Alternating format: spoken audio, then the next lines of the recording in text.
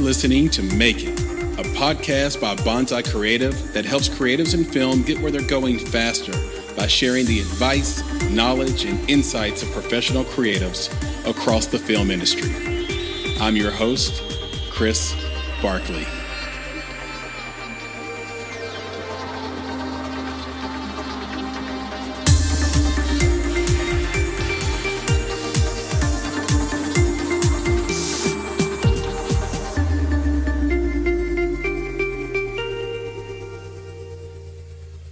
Hi, everybody. I'm Keith McDaniel, and I am the founder and director of the Knoxville Film Festival, which is celebrating 18 years this September. I am also a documentary filmmaker, and I have been for the last 25 years or so. I've made 16 historical documentaries, mainly about events, people, and places in East Tennessee. Some of the films that people may have seen that have had kind of a broad reach are A Secret City, The Oak Ridge Story, a documentary about the history of Oak Ridge and its role in the Manhattan Project during World War II, and another film that has aired nationally on PBS over the years is called The Clinton 12. I'm particularly proud of The Clinton 12. It tells the story of the integration of Clinton High School in 1956. It was the first school to be integrated as a result of a court order after the Brown versus the Board of Education Supreme Court decision. It has been distributed throughout the state through schools, and I'm very proud of that. It actually won Best Documentary, Audience Award Best Documentary at the 2007 Nashville Film Festival. And also that year it received the first Nashville Public Television Human Spirit Award. I am currently on staff at Carson Newman University in Jefferson City, Tennessee. I work in the marketing department as special projects manager and video producer. I'm also an adjunct faculty there on their film program. And I just finished a couple of documentaries in the last year. One for the town of Farragut that tells the story and celebrates their 40th anniversary of incorporation, and also one for Roane State Community College in celebrating their 50th year service to the area. So I'm glad to be with you today. Thank you so much. Keith McDaniel, welcome to the Make It podcast. Thanks. It's great to be here. I'm so excited to have you on. I've wanted to know so much more about how film festivals work and what the film community is like in East Tennessee, simply because I kind of view it as like it has the potential to be like the Telluride of the South, because it's this small little town. It's a mountain town. And nestled in there are all these super creative people that I end up meeting. They transfer from Knoxville to Nashville. And It's like, well, what's going on down there? And here we have the man with the plan, Keith McDaniel, on the podcast. Let me give the audience a little bit more of a background on who you are. I'm going to read a little bit from your bio. And as I always say, this is the internet. So if anything's wrong, feel free to correct me. Keith McDaniel founded the Secret City Film Festival in Oak Ridge, Tennessee in 2004 in celebration of the art of independent cinema. 9 years later, the festival was moved to Knoxville and rebranded as the Knoxville Film Festival, held at Knoxville's Art House Theater, the Regal Downtown West Cinema 8. Keith McDaniel has written and directed 12 films on various historical topics, ranging from Oak Ridge and the Manhattan Project to his most recent feature, A History of Concord and Farragut. As the founder of Knoxville Film Festival, McDaniel successfully draws public attention to the region's history while promoting the documentation of this history through the popular event. And how was that? I know that I thought you said 16, the bio said 12, 16's yeah, right. I think that bio's a little old. I've done a few since then. Good deal. Yeah. Well, here, I think that's an inspiration to those listening. Like you're working, you're still doing your thing with the films. And I want to start back with the front part of that bio, the starting of the Secret City Film Festival. That's a title I understand because I live here, but for this worldwide audience, I think it's a really awesome sounding festival name. I mean, it's very intriguing. Secret City Film Festival in Oak Ridge, Tennessee. So the question is, why Oak Ridge? Did you grow up there? Why pick that as a location to start? Actually, I live in Oak Ridge. Oak Ridge is about 30 minutes from Knoxville. It was one of America's secret cities during World War II. When people hear about the Manhattan Project and the building of the atomic bomb, they most of the time they know about Los Alamos and New Mexico, and that's where they actually built the physical container for the bomb. Most people don't know that the Manhattan Project, the bulk of the work that was done in the Manhattan Project was done in Oak Ridge. And Oak Ridge was the site where they enriched the uranium, which was the fissile core of the atomic bomb. It was the thing that made the bomb go boom.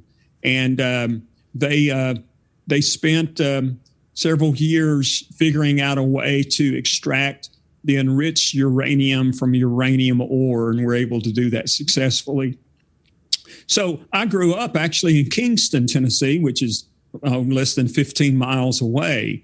So I've been a part of Oak Ridge, my whole life. And when my wife and I got married about 30 years ago, we actually were doing plays together. She's an actress. I'm an actor of some sort. And so we met in theater. And once we decided to get married, we decided to settle into Oak Ridge because we were doing plays at the Oak Ridge Playhouse. And it would just be much more convenient for us to do that. So when the marketing part of the city of Oak Ridge decided a number of years ago to embrace this heritage tourism, to have tourists come and learn about the history of Oak Ridge, they came up with the idea of calling it the Secret City, and which it was. It was one of, during World War II, Oak Ridge was the 5th largest city in the state, and the governor of Tennessee didn't even know it existed.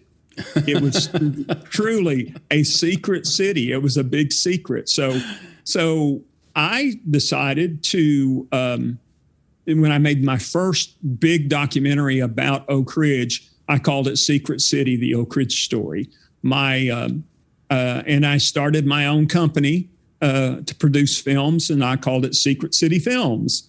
And so it was just a natural thing for me to start a film festival in Oak Ridge and call it the Secret City Film Festival. It was just a natural thing. The reason, and it's an interesting story about how I started the festival.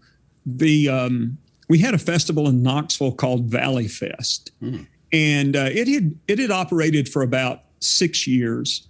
And actually, it was they held it at the Regal Downtown West Cinema 8, where now I hold the Knoxville Film Festival, the Art House Cinema in Knoxville. And I was thinking about starting my own film festival. And it just so happened that the year I decided that I was really going to take the plunge and start this film festival, Valley Fest decided to go out of business. They decided for whatever reason that they weren't going to do it anymore. So it was a really natural progression for me to kind of pick up where they left off. And I did. I had it in Oak Ridge, and we called it the Secret City Film Festival. And it was in Oak Ridge for, I think, about 8 or 9 years before I moved to Knoxville.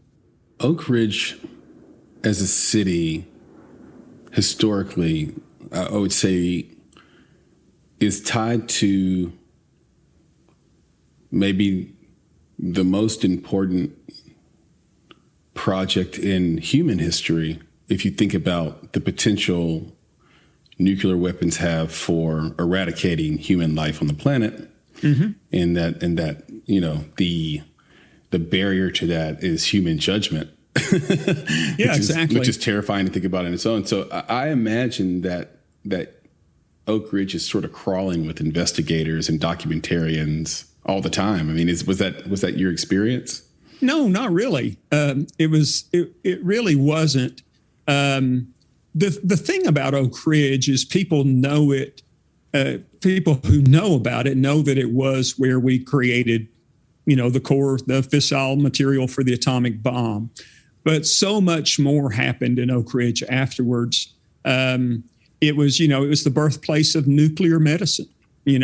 Everybody knows someone that has gone to the hospital and had a nuclear medicine test. Well, that was developed here in Oak Ridge, and there's so many other great benefits to our society and to the world that have come from the research done in Oak Ridge. On the other hand, it is the place that has kept our nuclear stockpile fully functional. You have these two sides of this coin. And when I did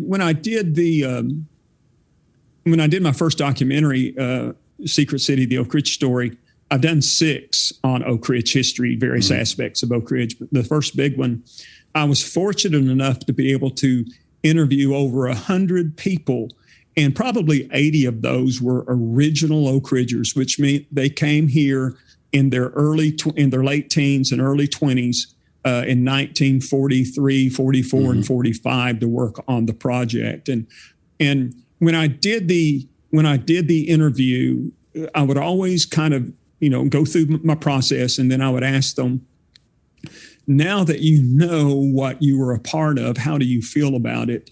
Great question. And invariably, they would always say something to the effect. I remember one particular gentleman, he kind of said it very well. He said, it was a terrible thing. He said, it was a horrible thing. He said, but we were working to end the world's worst war ever in the history of mankind. And we had a job to do, and I'm glad we did it well. Mm-hmm. So there was a lot of mixed emotions and mixed feelings about it. And when I went on a local radio station, I went on the local NPR station when the film came out and was doing a live call-in talk show, and had some guy call up and just say, how can you celebrate building a bomb that killed so many people and that caused so much destruction? And I said, that's not what my movie is about. My film is about people coming together to do something together to end a war that killed 62 million people worldwide. Right. It was about their patriotic duty and their ability to keep everything secret at that time, which would never happen today. Mm-hmm. So it was a celebration of the people who did something collaboratively to help mankind. Right. So and that's really what the story of Oak Ridge. That's the kind of story that I want to tell about Oak Ridge. We acknowledge the fact that of the destructiveness of that weapon, but we also talk about the great things, the great science, the great technology, the great innovation that has come from that work, that original work over the past 70 years or so.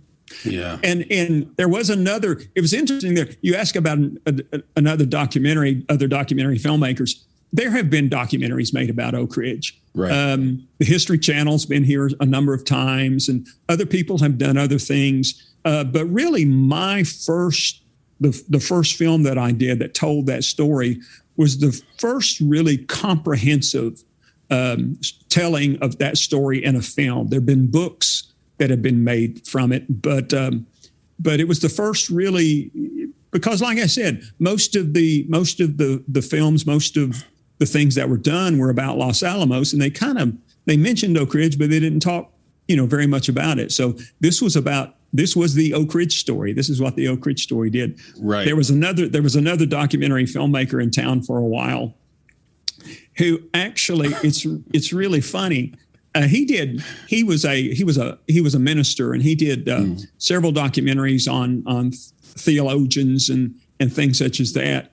But he and I are close to the same age. I'm a little bit older than him. He and I share the same birthday. Wow. And he and I sort of look like each other.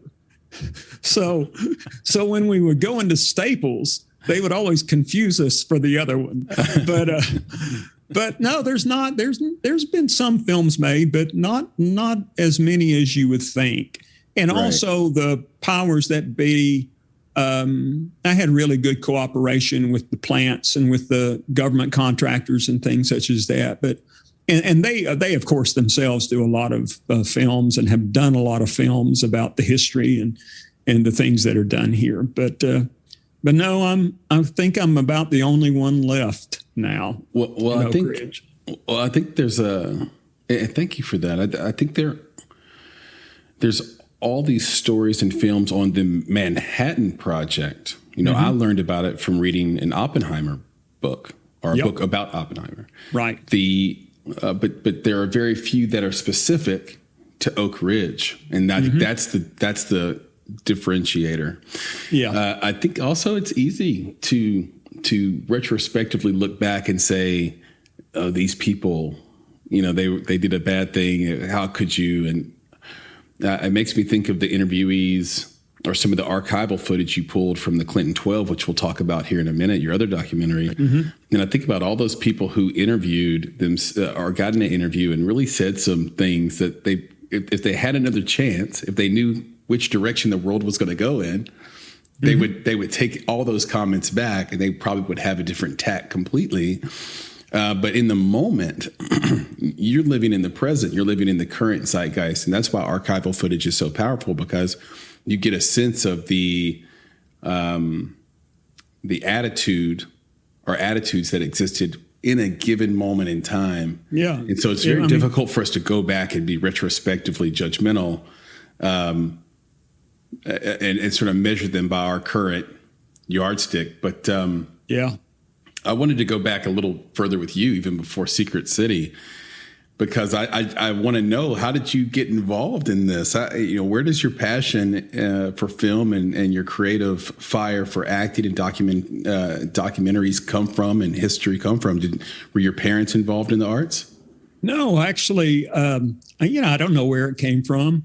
To be quite honest, my parents were just very supportive of me. I mean, they were the kind of parents that said, you can do whatever you want to. And I actually believed them. But when I was growing up, I was a singer. Oh, I was a singer. I kind of discovered it in high school.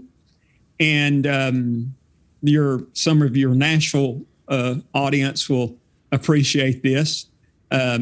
Is I grew up in church in Kingston, and at First Baptist Church in Kingston, and my music and youth director at the time, he brought in this group from Belmont College a couple of 3 years in a row called the Belmont Reasons, and they were kind of a PR group. They were 8 singers in a band, and they had like their pop show that they did popular music, and then they had their church show where they would come in and do church music.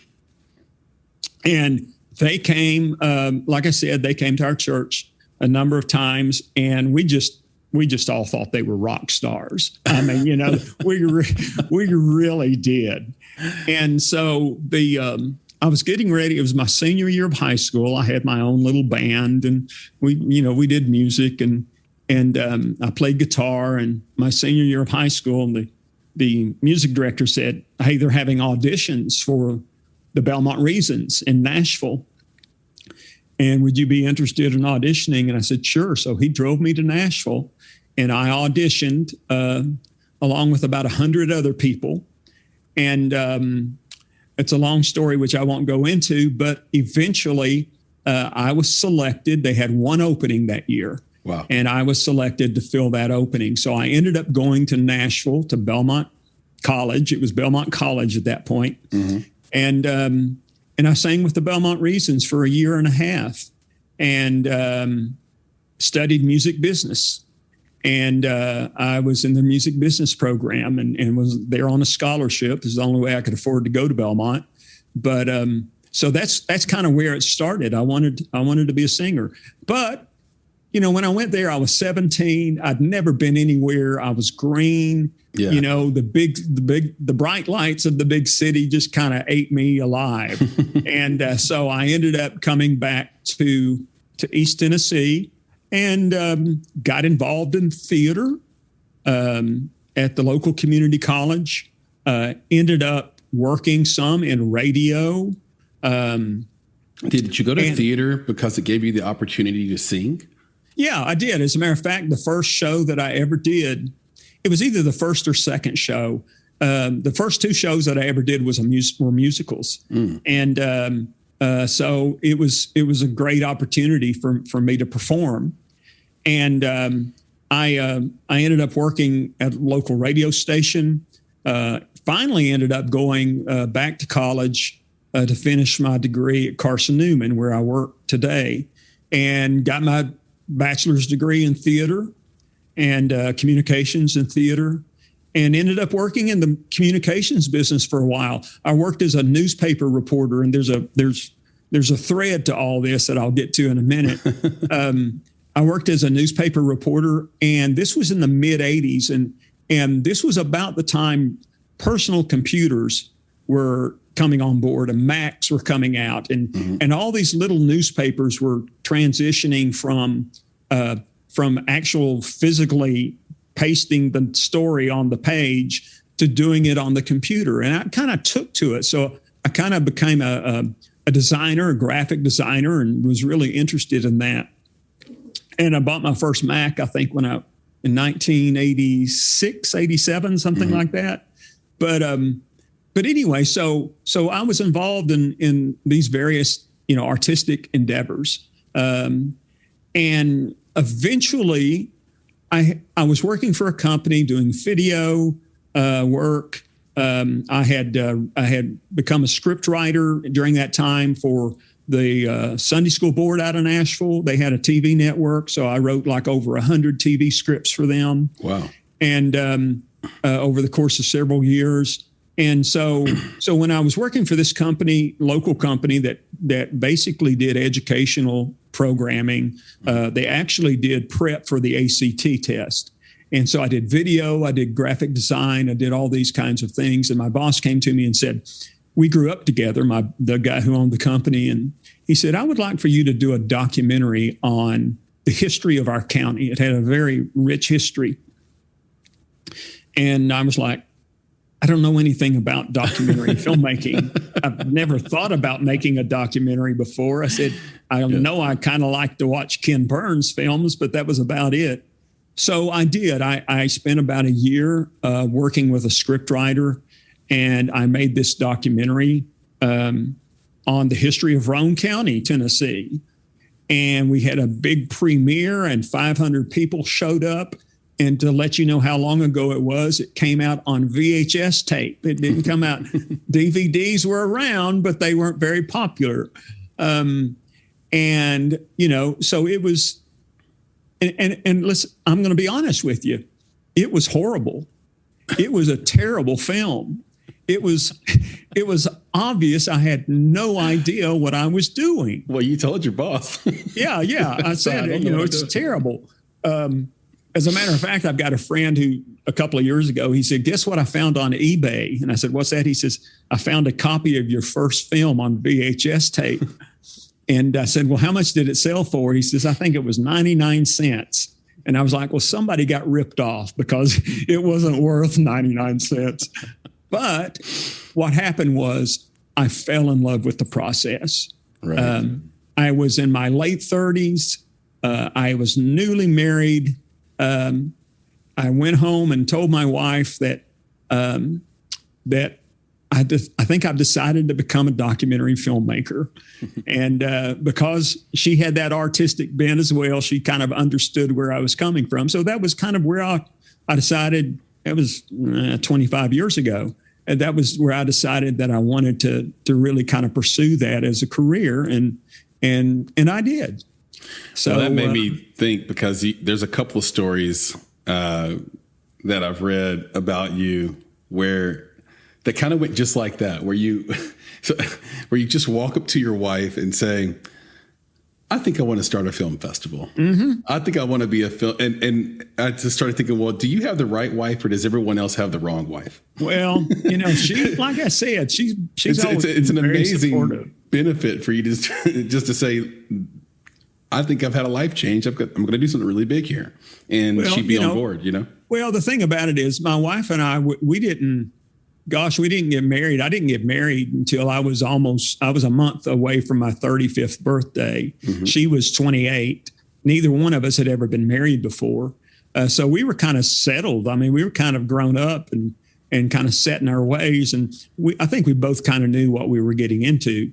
But she's, like I said, she's an artistic person and she understands that artistic bent that I have. And that sometimes I come up with schemes and crazy ideas and it all goes back to that, what I said earlier about my parents saying, you can do whatever you want to if you put your mind to it. And I just had the audacity to believe them, that they were correct. And yep. I've tried things, I've done things that didn't work out, just like everybody else. But it's been a good, like I said, we've been married almost 30 years. We have 2, children that are in college. One's in getting his master's at UT, and the other one's in college.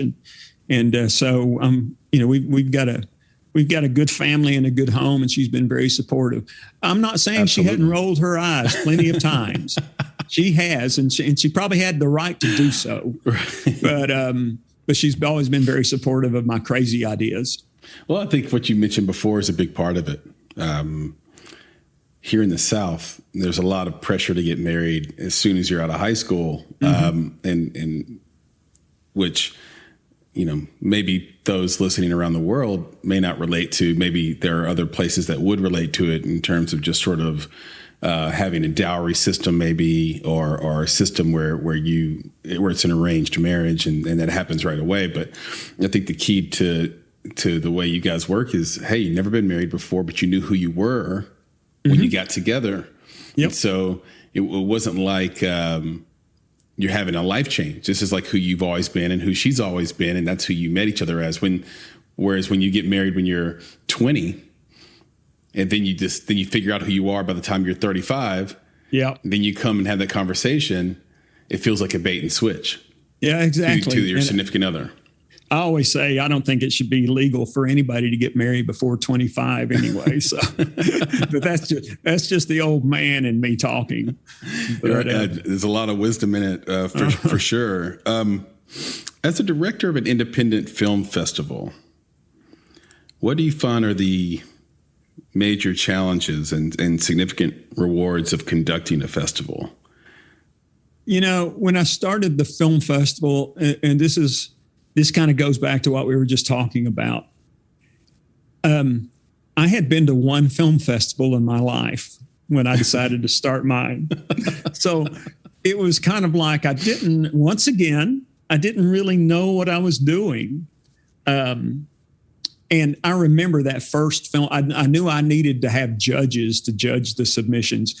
And so I picked people that I knew, friends of mine.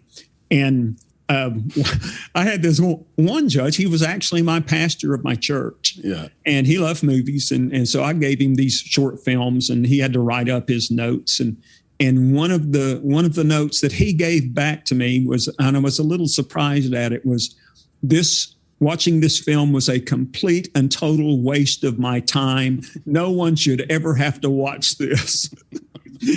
And but that year, I don't know how many films, and it was really for the local film community, the Knoxville film community. Right. It was, I think I had 40 films submitted and I showed all of them and they probably weren't worth very much, to be quite honest. But over the years, I was able to learn more about how to put on a film festival. And we talked a little bit about the Clinton 12 earlier. That came out in 2006. Mm-hmm. And I knew that I wanted to because it was a great story that had never really been told very well. I was fortunate enough to have to get James Earl Jones to narrate it. I got to fly to New York and direct James Earl Jones for an afternoon, which is one of those experiences that you'll never forget. I'll never forget. Right. So I decided that the way to get distribution on that was to do the film festival circuit. So for about 18 months after it came out in August of 2006, I submitted it to film festivals across the country. And in the course of about 12 months, I attended 35-ish film festivals across the country. It's a lot. That was a lot. I was gone, just seemed like every weekend. And but the great thing about it is I call it my film festival school. I got to go and see the big film festivals, the small film festivals. The film festivals where you start going into town and you lose cell service, and the fancy hotel was the Motel 6. It was that kind of place. To the big places where they flew me to Dallas first class to have the film screened at this wonderful venue, and so I was able to learn things about the film festival business, see things that I liked, things that I didn't like, things that worked for people, things that didn't work for people. And I brought those back to Knoxville, to Oak Ridge, and started incorporating several of those into my film festival. If I had to pick one thing about whether or not a film festival is going to be successful or not, it is this: your local film community, like they say in politics, is your base.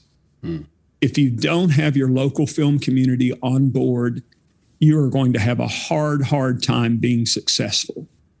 And that's one of the things that I have really pushed on and incorporated over the years, to make sure that the local film community, they not only feel included, but they feel engaged and empowered by the opportunities of participating in the film festival. So that's probably the most important thing that I've learned over the years. Why is that, Keith? Why won't it work if the local base is engaged? We're for example, Nashville. The Nashville Film Festival is huge. They have people come in from all over the world. Of course, they have a big budget and staff and things such as that. I don't have any of that. I run the film festival basically by myself. I do have some help. I do have some volunteers, but I do it as a hobby. I call it a hobby that got out of hand over the years.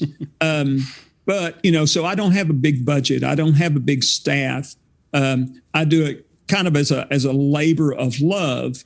And I depend on other people to be enthusiastic about the film festival for it to be successful. So we do have people come in from out of town. We have filmmakers that come in from all across the country just about every year, because we not only show our local, feature our local filmmakers, but we also, show films from across the country.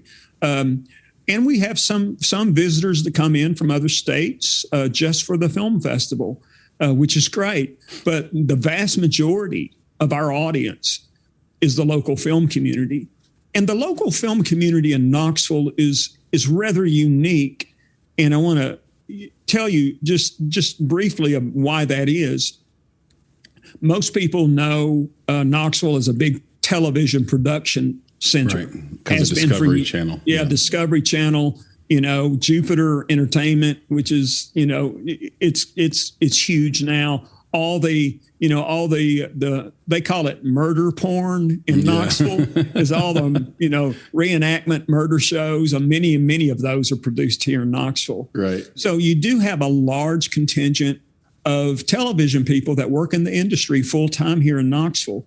And what do they do on the weekends? They want to go out and make their own little film. Mm-hmm. So we have a thriving independent film community here in Knoxville, and have for years.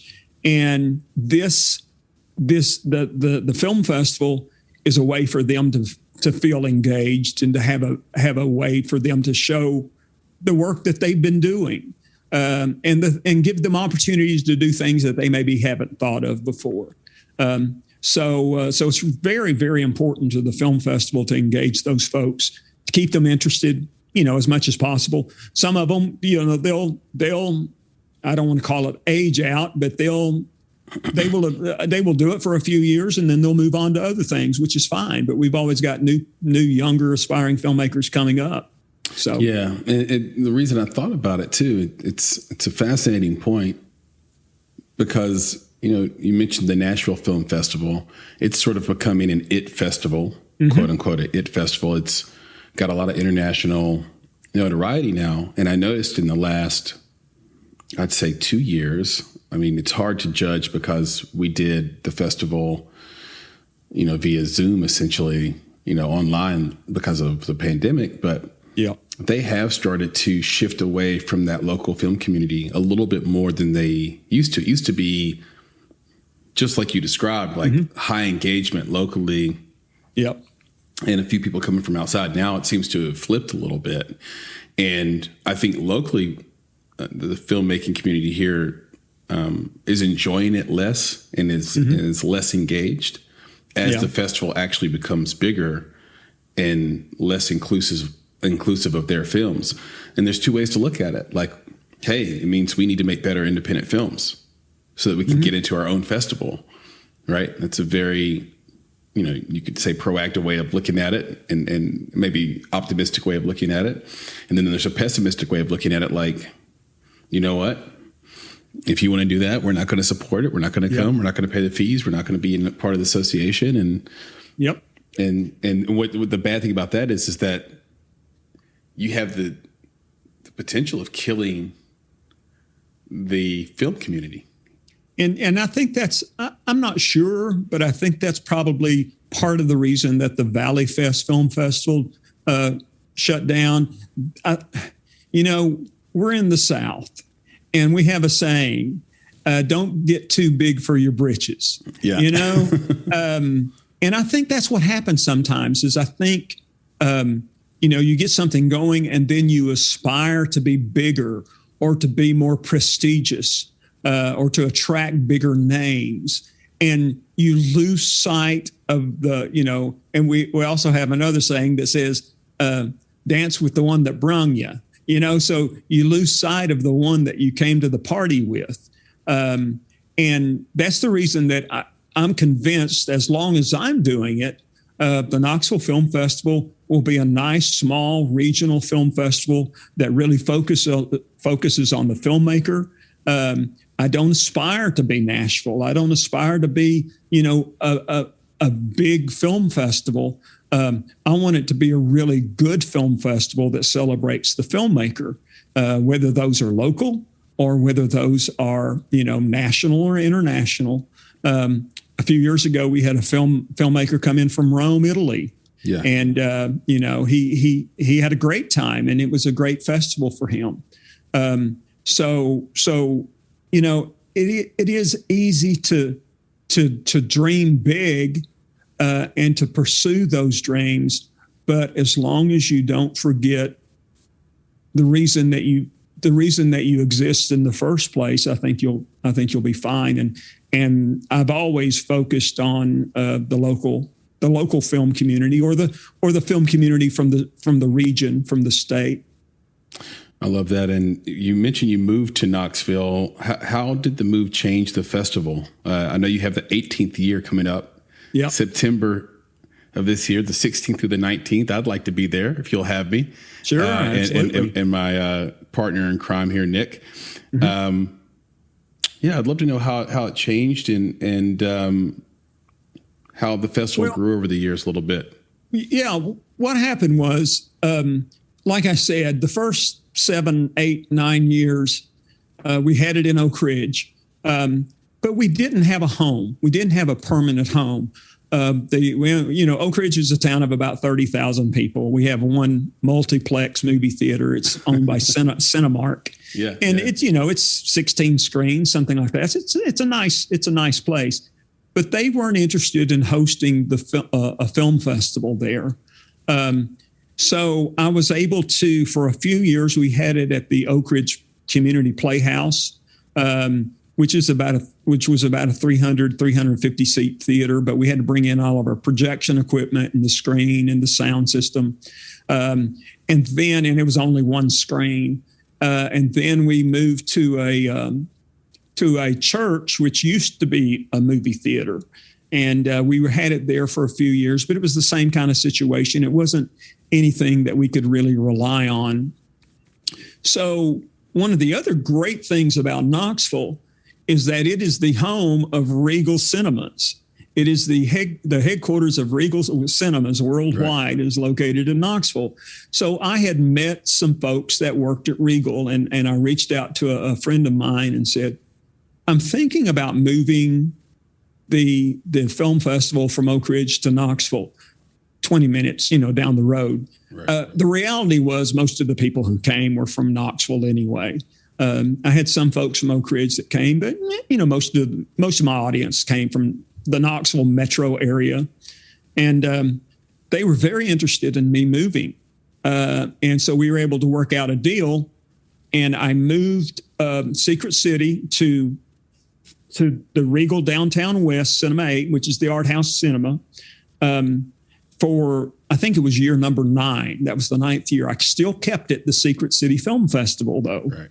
Okay. Yeah. And so it doubled my attendance. I mean, overnight that year, we opened it up to 2 screens, I believe, instead of just 1.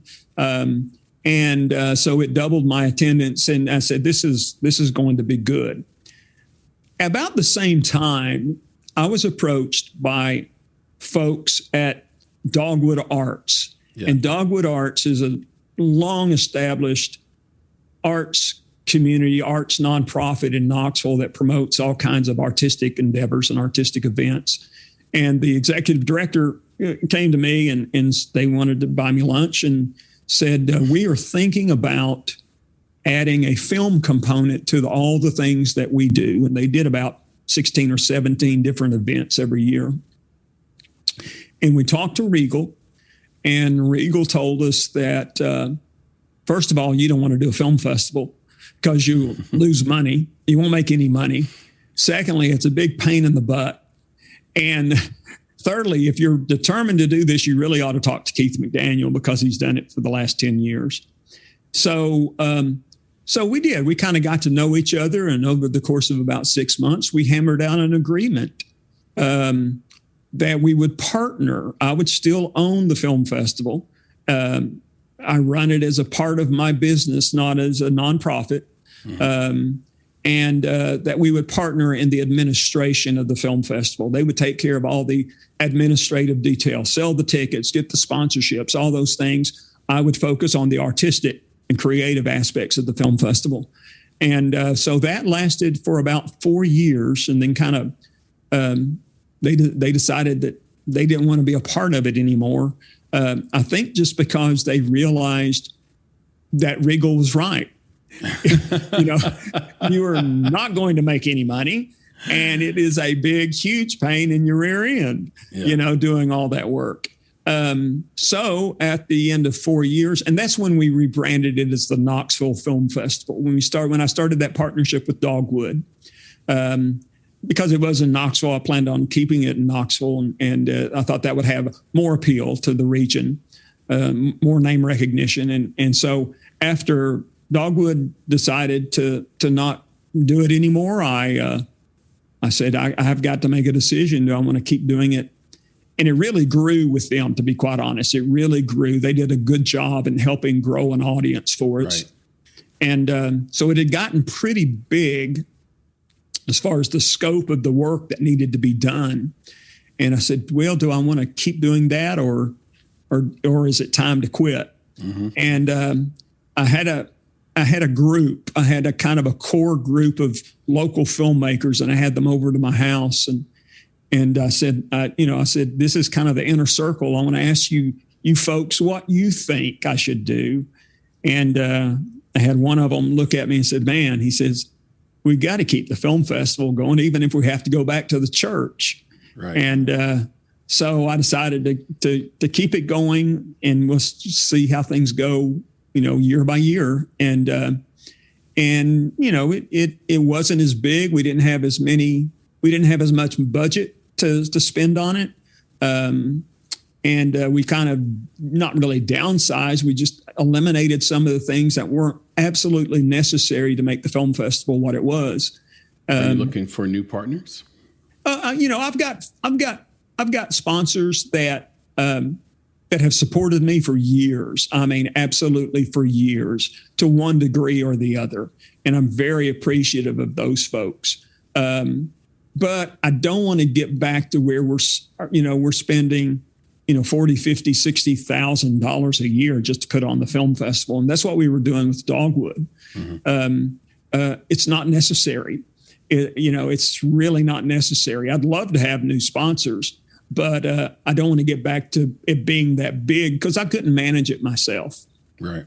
So we focus on what's really important, and that is showing great films, engaging our audiences, and engaging the filmmakers in the process of making the film. So it went along fine for a few years, and then of course last year the pandemic hit, and us, like everybody else, had to kind of figure out what we were going to do. So we, like most film festivals that I know of, we went completely online last year. I made the choice and the decision to make it free. So last year it was online. It was free to anybody who wanted to watch it. We didn't leave films up forever. We had a particular block of time that we would have a block of films that would be available to screen. Mm-hmm. And I ran the whole thing sitting at this desk where I'm sitting right now over the course of the weekend. And then we, as things started picking back up, I reached out to Regal a few months ago and said, hey, I just wanted to kind of see where we are as far as this year goes. And they were in the process of reopening their theaters, and they gave us the green light to go ahead and have it in person again. So it will be in September of this year. Love it. What makes a film festival prestigious? And is there any film after all these years that stands out in your mind as your favorite film or the most impactful to your attendees? I don't know what makes a film festival prestigious, because we're not a film festival that has much prestige in the eyes of those who consider things prestigious.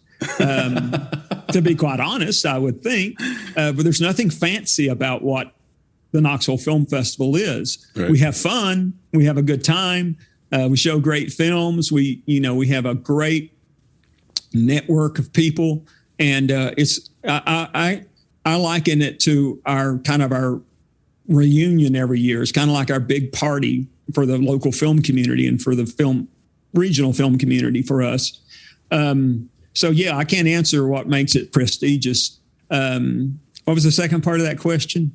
The favorite film. Yeah, your favorite film. I'll push back on you a little bit just to say, and I don't know if it's even a pushback, but do you know, because you've been to all these festivals, you've been to 50, 60 festivals probably at this point, maybe even more. When you went to a festival that had prestige, what was it about it that made it prestigious? I remember going to, here's an example. Mm-hmm. Here's the upside and the downside. I remember going to, what's the name of it? It's a huge documentary festival in Durham, North Carolina, Full Frame. Mm-hmm. I remember going to Full Frame Documentary Film Festival, and I think I had to pay like $600 for a full festival pass. Yeah. Over the course. That was the downside. The upside was I stood in line for 45 minutes talking to Rick Burns, who was Ken Burns' brother. Mm-hmm. Rick is a documentary filmmaker of his own right, who's wonderful. We stood in line together talking to be able to go in and watch an evening with Martin Scorsese. Wow. That to me was prestige. That was a prestigious film festival. We have had, I've had guests come in over the years, actors, people that have a connection to East Tennessee. we try to do those kinds of things as much as possible, but we're not going to have Martin Scorsese. I can tell you that right now. We've got great actors and you probably could get Quentin Tarantino because he's from the area. We probably could if we wanted to. Yeah, maybe the last thing he does. If we worked on it. Yeah. So, but there's we try to have people in that have done something maybe unique and something interesting that have a connection to the area. I remember a couple of years ago, one of the great things is, I'm sure you've seen these videos, and they've become very, very popular. It's a Southern thing.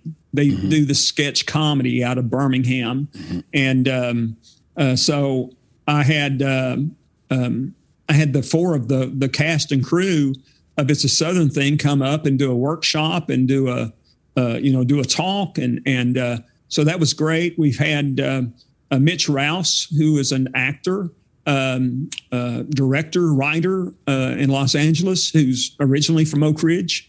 He came in one year. That's cool. Oh gosh, we've had other people. So if they've got some kind of connection, that's great, and we won't have that every year, but we will have that sometimes. One of the great. Well, I love that you don't force it. I mean, that's great. No. Yeah. Oh, and if we find a film that has someone associated with it or someone connected to it that will attend the film festival, that's even better. One year, a few years ago, we had this great film that was shot in Kentucky called 23 Blast. And it was directed, when I got the submission, I said, that name sure rings a bell. It was directed by Dylan Baker. And Dylan Baker is a well-known character actor. Google Dylan Baker and you'll know exactly who I'm talking about. Yeah. He's been in everything.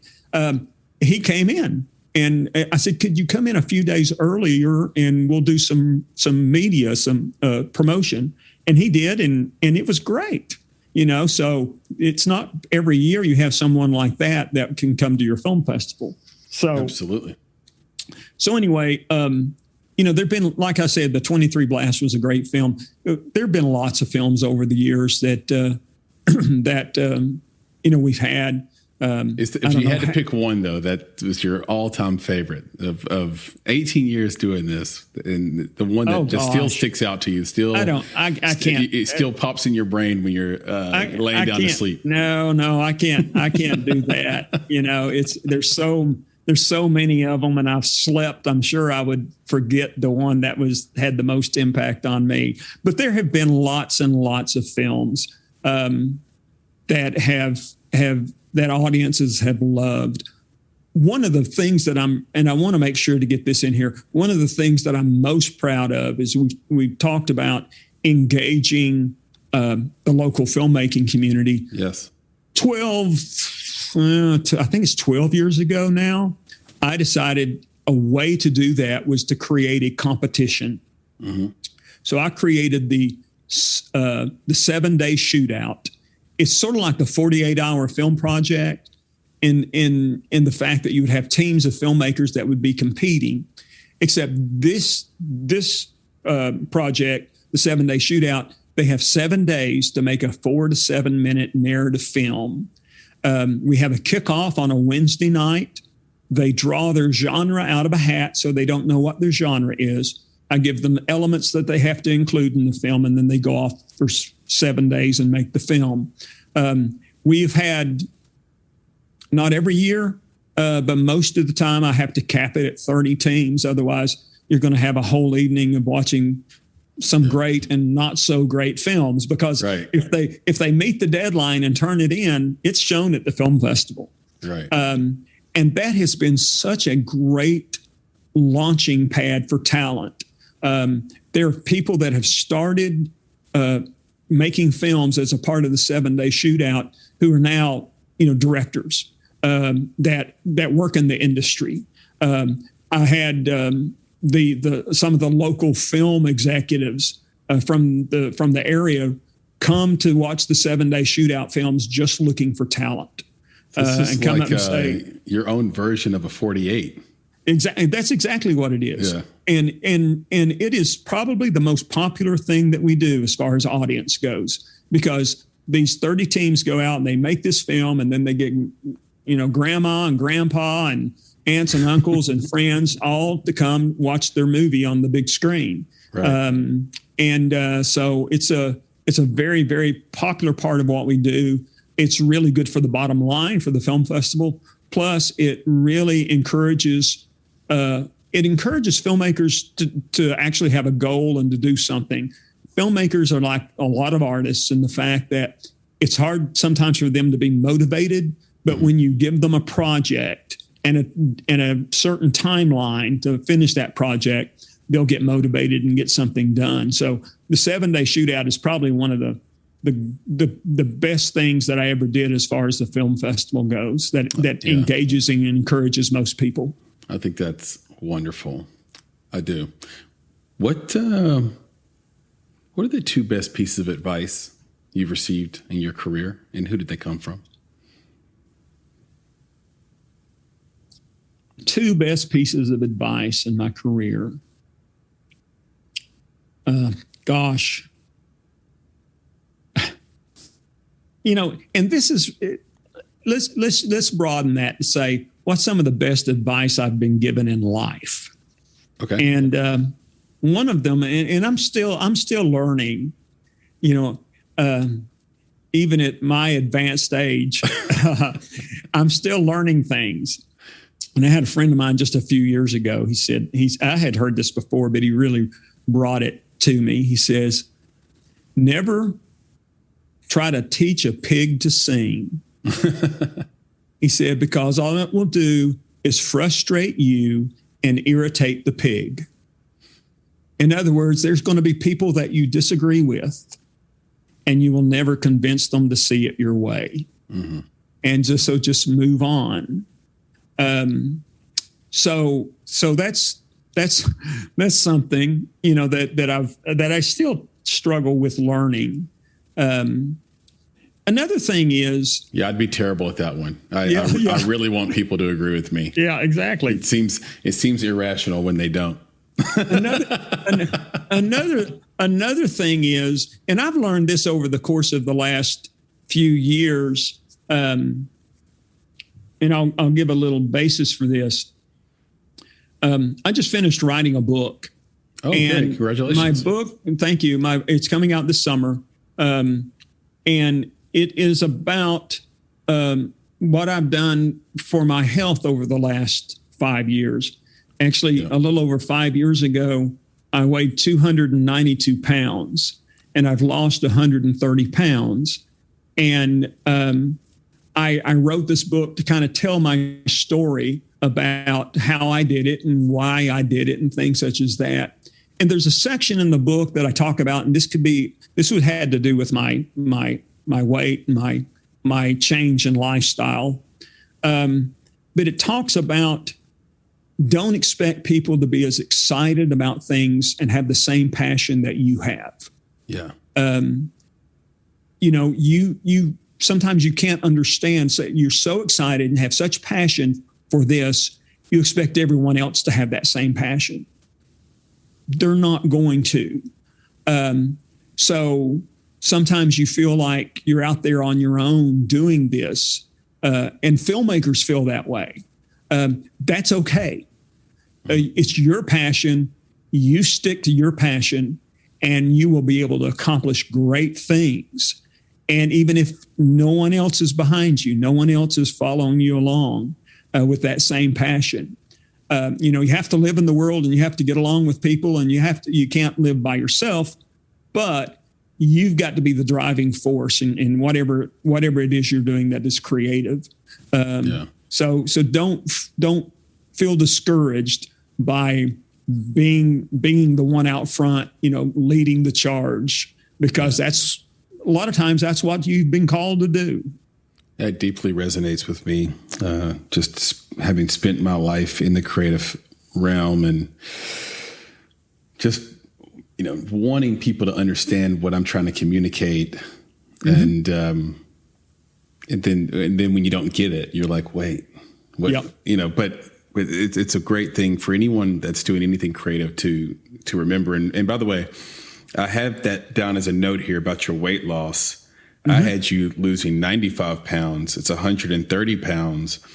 And you did this in 2017. And so congratulations on that. That is thank you. Unbelievable. And just proof positive that once Keith McDaniel puts his mind to something, he's not going to stop. I understand you did this on a low carb, sort of slow carb diet. Yeah. It was not really keto. It wasn't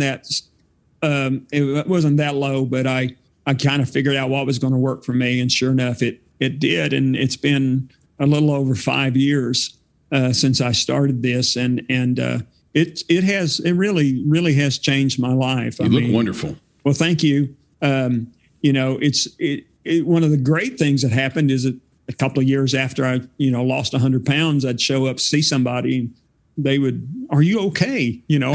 Are you sick? Because you look sick." And I'm like, that's the nicest thing anybody's ever said to me. Yeah.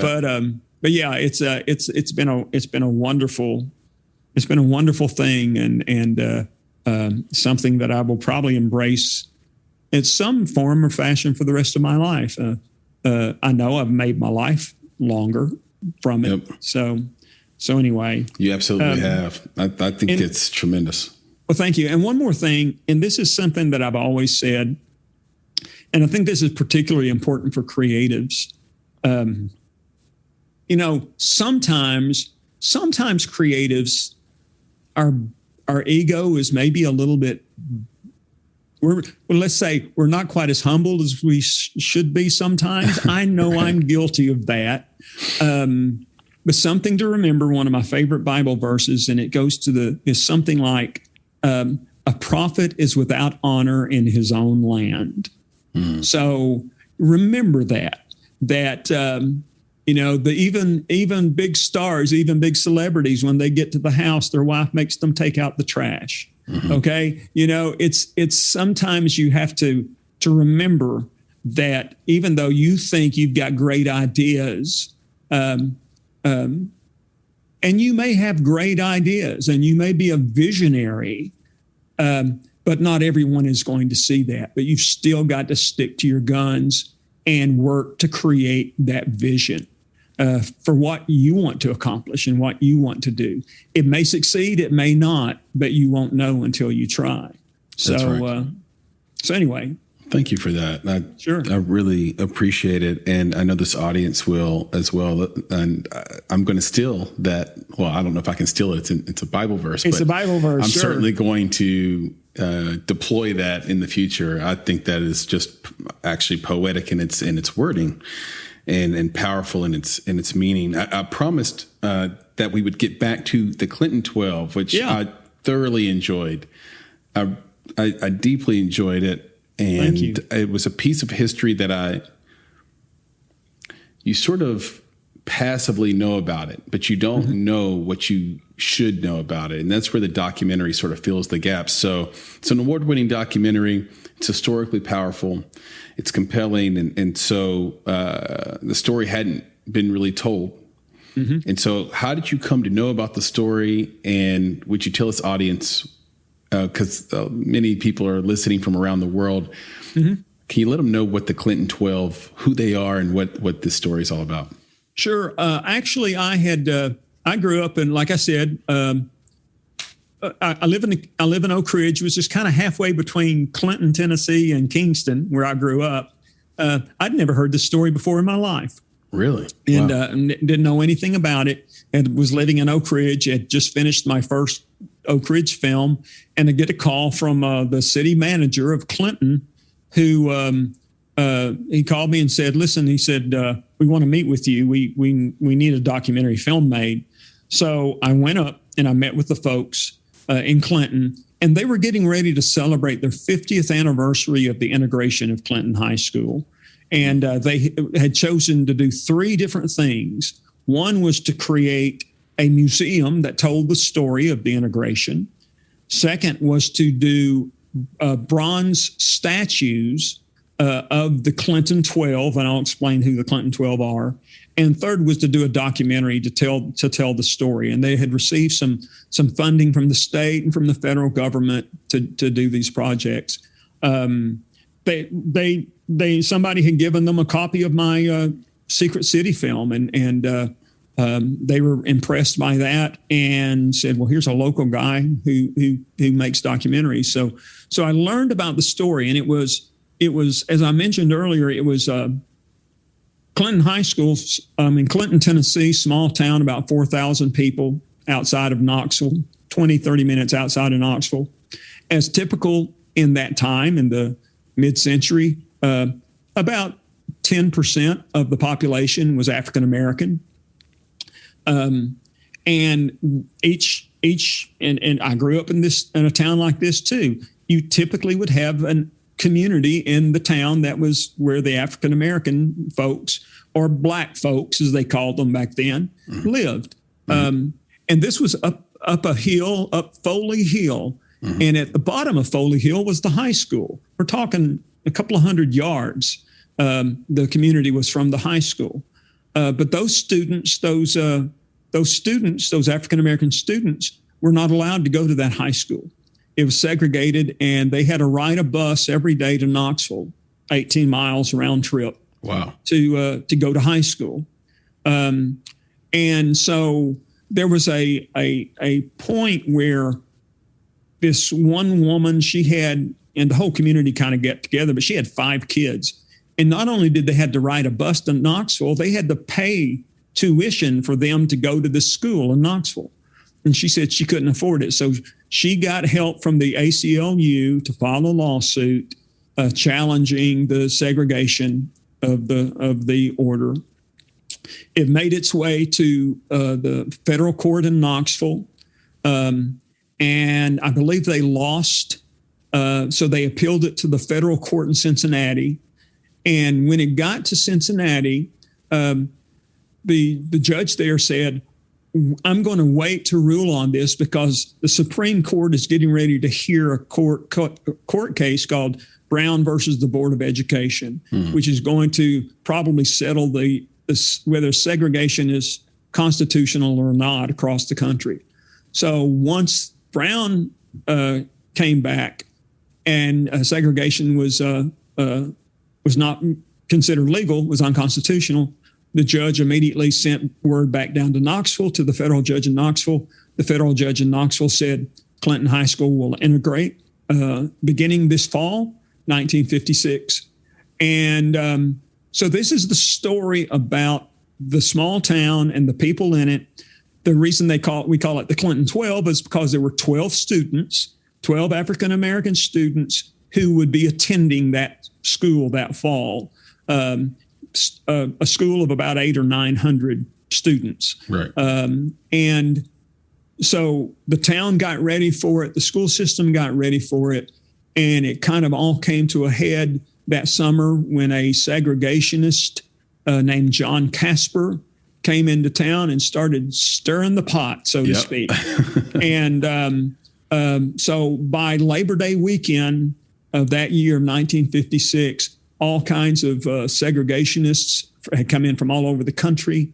And there were riots on the streets. And you remember, this is a small East Tennessee town.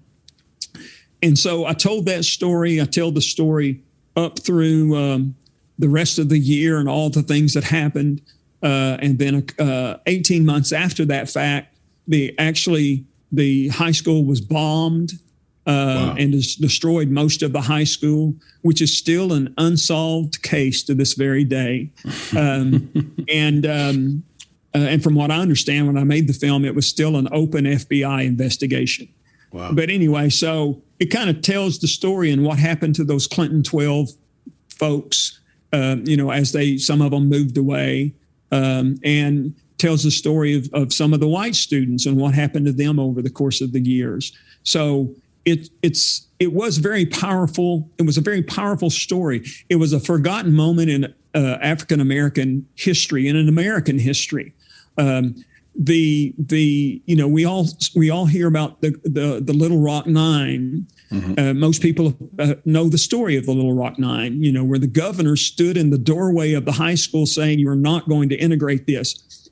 The reason they didn't hear about the Clinton 12 was because exactly the opposite happened. The governor sent in the National Guard to make sure that this happened in Clinton. So it was a great, powerful story. When I made the film, 11 of the Clinton 12 were still living. Wow. I was able to interview 11 of them. We had a premiere on the 50th anniversary of the integration at the Ritz Theater in downtown Clinton, Tennessee. And we had the red carpet rolled out for the Clinton 12 to walk in downstairs, because when they were growing up in Clinton, they were not allowed on the main floor. They had their own separate entrance where they had to go to the balcony. Right. So that was a very poignant moment in our history. It was a wonderful experience for me as a filmmaker, to be able to tell such an important story about people that were still with us. Yeah. And to tell their story. So it is available. Thank you for making that, by the way. Well, it was, and I, like I said, I did a lot of film festivals with it. I did a lot of speaking with it, and people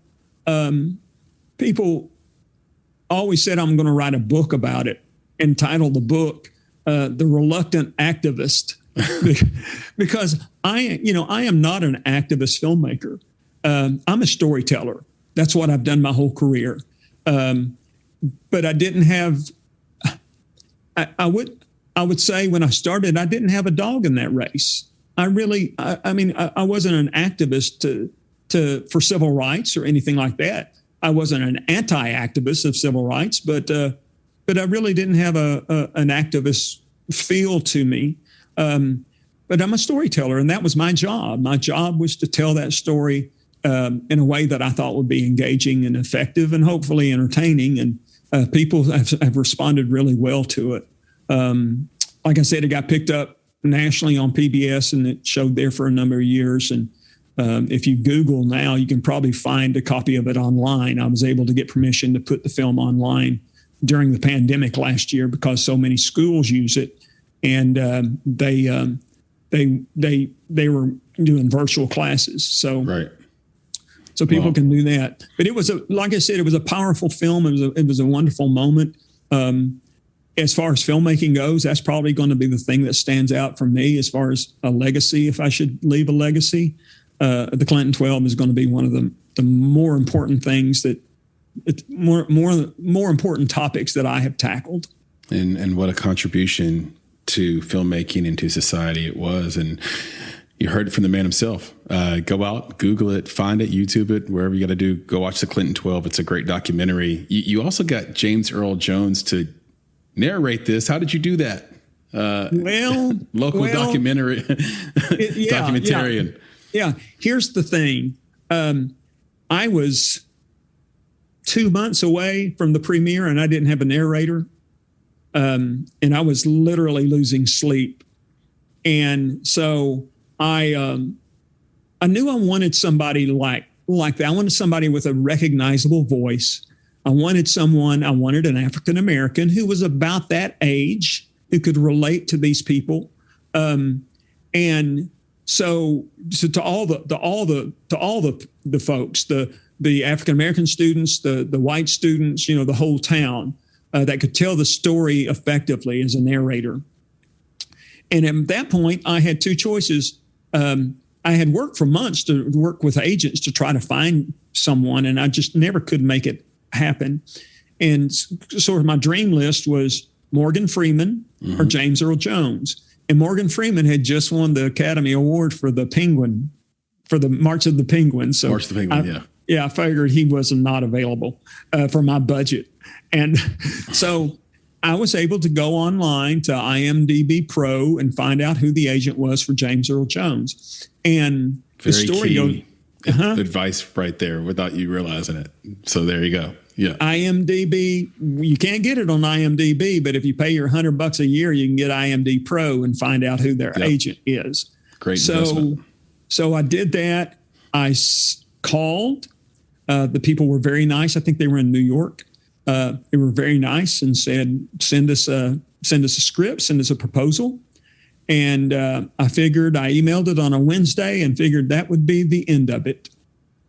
I would never hear back from them because I didn't have a lot of money. I had a little bit of money, but not much. Mm-hmm. And so on Thursday, about 24 hours later, I did the old trick of called them on the phone again. Just want to make sure you got my email. Mm-hmm. And they said, yes, we have. And we have forwarded this to Mr. Jones for him to look at. So Friday morning, about 10 o'clock, I got a call from the agent himself. I had talked to his assistant before. And he said, Mr. Jones reached out. He says he's interested in doing the film, narrating, but here are some conditions. And there were a few little things. One was the money was not enough. So I had to, arrange to get a little more money budget. You had to do it in New York, had to provide him a car and a couple of things like that.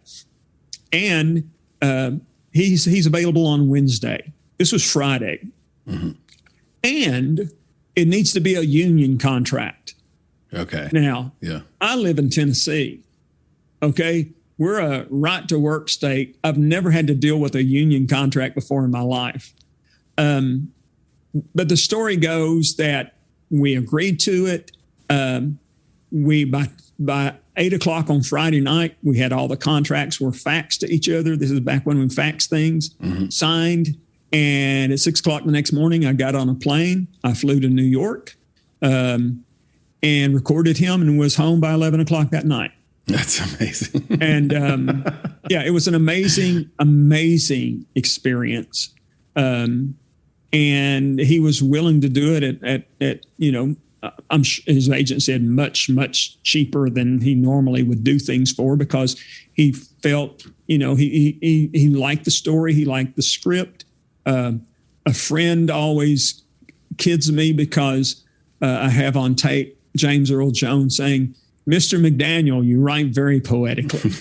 And so it was a wonderful, wonderful experience, and one I will never forget, and one that I don't take for granted. He was a wonderful man. He really was. No, that's a great story, and congrats on getting him. And just having James Earl Jones attached to your film instantly gave my film credibility. Such gravitas, right? Yeah, absolutely. Yeah. And that was probably as important to getting it seen as anything I could do. And that's a lesson for filmmakers. If you have an opportunity to attach someone to your film who has instant name recognition and credibility, then, that's something you should seriously consider if you can. Right. Because people would listen to James Earl Jones or Morgan Freeman just talk about anything. Oh, sure. Absolutely. So then you give a good story behind it too. It's like, oh, that's a winner. Absolutely. Keith, you've been incredible. I've learned so much. You've been generous with your time. I just have a few more questions. And sure. This is the 100-year anniversary of the Tulsa Massacre. Mm-hmm. So what they call Black Wall Street. Is there it made me think, is there a story or you've got up your sleeve that is there another Clinton 12 that you're hiding somewhere under your hat that, maybe most people don't know about it, but it's a story that needs to be told? I don't know. I really don't. I mean, there've been ideas that I've had over the years of things that I wanted to tell the story of, and I've still got a few things. I don't know how many more documentaries I've got in me, to be quite honest. I think there's probably another Clinton 12 out there someplace. Mm-hmm. One of the great stories that I've wanted to tell for years, and I may steal one of these days, is the Freighterville coal mine disaster of 1902, which took place in East Tennessee. And I actually did a little trailer for it a few years ago. You can Google that probably and find that online too. It's Freighterville. But it was a terrible coal mining accident, and that happened in up near Briceville, up near Lake City, Tennessee. Mm-hmm. And there was actually a play that was written about it, a musical play that was written about it a few years ago. But that's something that I've always wanted to do. I've always wanted to tell that story. I don't know. I'm perfectly. If I never make another documentary, I think I'll be okay with that. I think I do want to write. I've really enjoyed writing this book. One thing that I am planning on, and I hope to be able to do this, is for the 20th anniversary of the Knoxville Film Festival, I would like to do a book that is a oral history. I write about half of it is going to be an oral history of the film festival. And then I want to invite people that have been a part of the film festival over the past 20 years to submit their remembrances or their thoughts or their comments about the film festival and kind of come up with a collection, which is kind of a 20th anniversary right. edition, of the film festival to celebrate that. So that's something that'll take me, that's a couple of years away. So I'll probably be working on that. But there's lots of things that I want to do. I don't know how much longer I'll do the film festival. And I don't know how much longer I'll work. I'm in my almost mid 60s now. So I can see retirement out there at some point.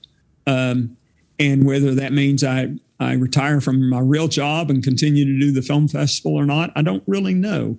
Or whether I find somebody that I can trust to turn it over and continue the work that we've been doing. We'll just wait and see. I'm not to that point yet.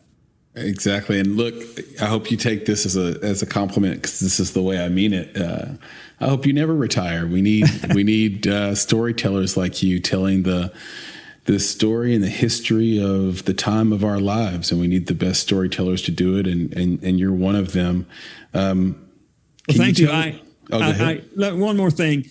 Since you said that, I was really inspired a couple of weeks ago. I'm in the process of watching the films that are submitted for this year for the film festival. Oh, yes. To select. A couple of weeks ago, I watched this great documentary. It was a wonderful documentary.